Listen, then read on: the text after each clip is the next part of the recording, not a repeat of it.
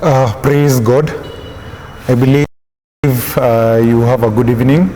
My name is George Karuga, and today, once again, I'll be sharing the Word of God, and I believe that you're going to be blessed. Shall we pray even as we begin?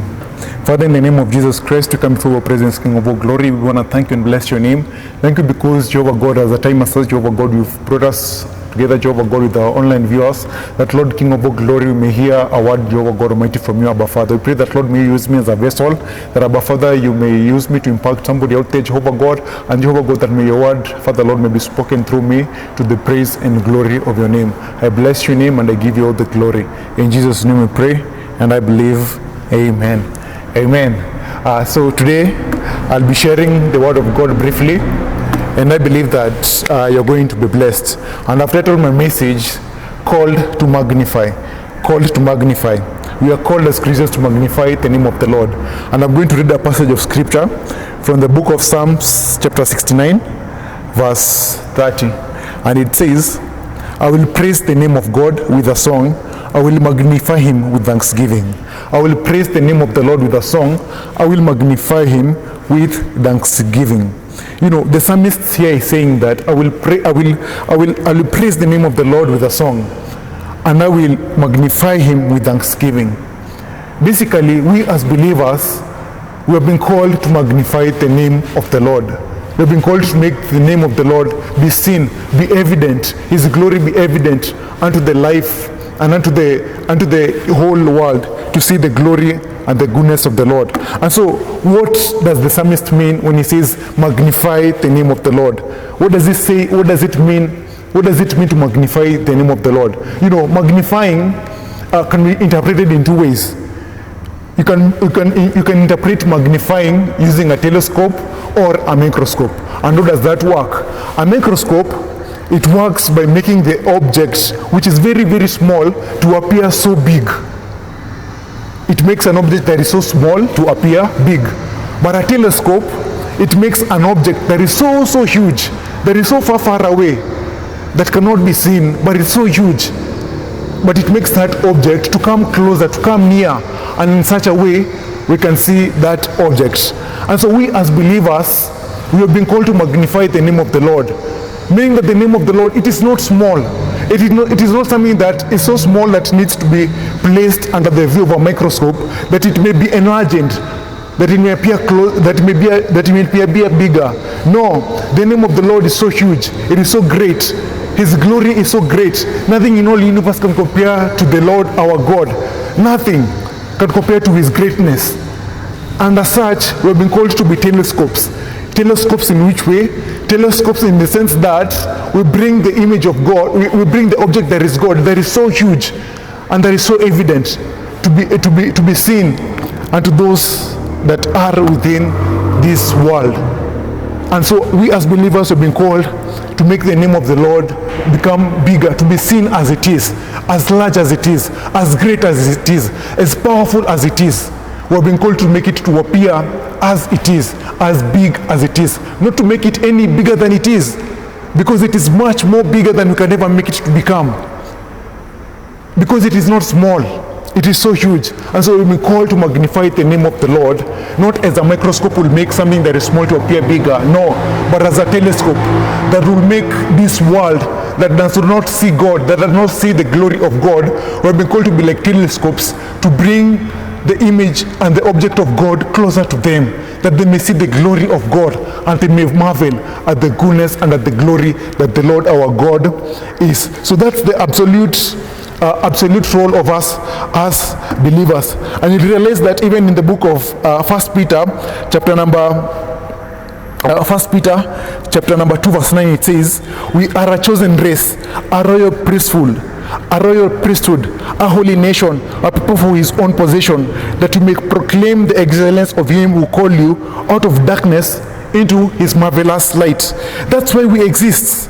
That as the royal priesthood that we are, as the chosen race that we are as believers, that the royal priesthood that we are, we have been called that we may proclaim the excellence and the goodness of his name unto this world. So we as believers have been called solely for the purposes of making the name of the Lord to be seen, his glory to be evident unto this world, that the people of this world may marvel when they see the goodness of the Lord through us, but they are talking of the goodness of the Lord in our lives. And so how can we as believers who have been called to be telescopes, who have been called to make the image of the Lord to be seen as large as it is, how can we do that if we do not walk in his ways, if we do not come closer to him, if we do not draw near to him? Because you realize that a telescope works under the principle that something that is so far away, it brings it closer. And so we as believers, the moment we are far from Christ, the moment you're far from God, the moment our walk is far from God, then God is not going to be evident as he's supposed to be unto this world. But the moment we come closer to God, the moment we draw near to him, the moment we walk closer to him in fellowship and in union with him, then and only then is the image of the Lord our God is it able to be seen unto the rest of the world. So the moment we walk closer to God, that's when the Lord is able to be seen. And so what are those things that may happen in this life that may draw us away from the Lord? Could it be that we walk without faith? Could it be that we walk in faithlessness? That we have allowed ourselves to walk as the rest of the world? That we walk by sight rather than faith? That we walk by what we hear and what we see? And that's what we trust all upon, rather than trusting upon the name of the Lord. Yet in Hebrews chapter 11 verse 6 it says that without faith it's impossible to please God. So is it that we fail to please God by walking in faithlessness, by walking without faith? So as believers, we've been called to walk by faith, not by sight, so that by walking by faith, the rest of the world may see that indeed these people who are a chosen race, these people who are a royal priesthood, have a purpose and have an objective and have an agenda in this life. That the faith that they uphold, that the glory that they uphold, that the trust that they uphold upon their marvelous God, their big God that cannot be diminished, is able to come through for them because they walk by faith and not by sight. Could it also be that we walk and trust upon this sinful flesh, that we walk as if we are people who are not been redeemed? Yet in the book of 2 Corinthians chapter 5 verse 17 it says that if any man be in Christ Jesus, he is a new creation. Behold, the old is gone, and the new has been made to be seen in him or her. Could it be that we let down the works of the cross, that the finished works of the cross, we render them incomplete because we make them appear as if they have not been accomplished at the cross? Because the moment Christ died for us at the cross, he made it all complete. He made it all done, such that we're supposed to walk in his righteousness. We're supposed to walk in his standards of righteousness, not as the world walks. Not as the world walks as people who are lost, but we have been called to walk as people who have been redeemed by the cross of Christ. So let's walk as people who trust upon the Lord, as people who know what it is that they've been called to do. And also, could it be that we have allowed that the burdens of this life and the cares of this flesh to draw us away from God, such that we have the anxieties of this life, that because we have unmet expectations, unmet hopes, such that our faith and our trust in the Lord dwindles, and such that we have left to be, to walk in anxieties, to live as the people of this world, that we allow the anxieties and the pressures and the pleasures of this world to draw us away from the faith that we first confessed. And yet the Bible says that in the book of Philippians chapter 4 verse 16, that cast all of your burdens, cast all of your anxieties unto the Lord, and he will, by prayers and supplication, and the Lord will meet all the needs and the desires of your heart. So let's walk as believers. Let's draw to the presence of the Lord. Let's not walk with anxiety, but let the name of the Lord be glorified in us by letting all the burdens and all the cares of our lives back unto the Lord. And so we cannot magnify the name of the Lord without first of all seeing it and then believing and then forgetting about it. Because Paul said in the book of Ephesians chapter 1 verse 16, he says that he makes a prayers to the church of Ephesus, and he says this: I do not cease to give thanks for you, remembering you in my prayer, that the God of our Lord Jesus Christ, the Father and the Father of glory, may give you a spirit of wisdom and of revelation in the knowledge of him, having the eyes of your hearts be enlightened, that you may know what is the hope to which you have been called.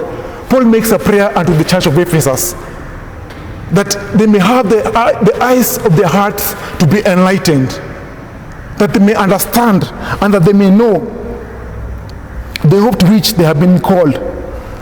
And as such, as believers, we are called to have the eyes of our hearts to be opened, that we may see, that we may be able to see the kind of calling that we have received, because we have been called to the praise, to walk, to live. For we have been called, the book of Ephesians chapter 1 verse 2 verse 12, it says, we who first hoped in Christ have been destined and appointed to live for the praise of his glory. We've been appointed to live for the praise of his glory. And so the moment we walk as people who do not know what they have been called unto, we fail to be effective unto our purpose in which we have been called to. So let us pray as Paul, that our eyes may be enlightened, that the Lord may open our eyes to see the knowledge, to see the greatness of our calling as believers, called to magnify his name. And also the psalmist says in the book of Psalms, chapter number 103, verse 5, he says that he talks to his soul, he preaches to his soul, and he says, O soul, forget not all his benefits, forget not all his goodness, forget not all the good deeds that the Lord has done unto my life, unto my soul. So let us preach unto our souls, that we may not forget all the goodness and the good deeds that the Lord has done unto us, because it's by remembering this, and it is by seeing the knowledge of the glory of God that we have been called unto, we can be able to shine our glory. And the moment we shine our glory, then the unbelievers of this world, we are going to be like a telescope unto them, magnifying the goodness and the deeds of the Lord unto their lives. And in such a way, we draw closer to the name of the Lord. We draw closer to the throne of the Lord. And there we obtain the mercy and the favor to walk unto the purpose and to the calling of the Lord. So let us all as believers walk in the grace of the Lord, walk in the calling that we have been called unto, and as such be effective in magnifying the name of the Lord, because we are telescopes and not microscopes. So magnify the name of the Lord. Let the name of the Lord be seen in your life. Let the finished works of the cross be evident in your life. And then as a believer, you are going to be effective, because we have been called to the praise and glory of the name of the Lord. May the Lord bless you, and may the Lord see you through as you walk as telescopes and not microscopes. Shall we believe as we pray? Father, thank you because of your word. Thank you because, Jehovah God, your word is going to encourage a believer out there, Jehovah God, to be effective in his calling, to be effective as a believer, to be effective in showing forth the goodness and the good deeds, Jehovah God Almighty, of your works, Abba Father, in which you have called us to walk in. And it is by walking in them, Abba Father, that, Abba Father, we're going to make the people of this world to see your name, to make you magnified, to make you, Jehovah God Almighty, be seen as evident as you are, as great as you are, Abba Father, unto this world. In the name of Jesus Christ, I pray that, Jehovah God Almighty, may you help us and may you guide us. In Jesus' name we pray and believe. Amen and amen. May the Lord bless you. In Jesus' name, amen.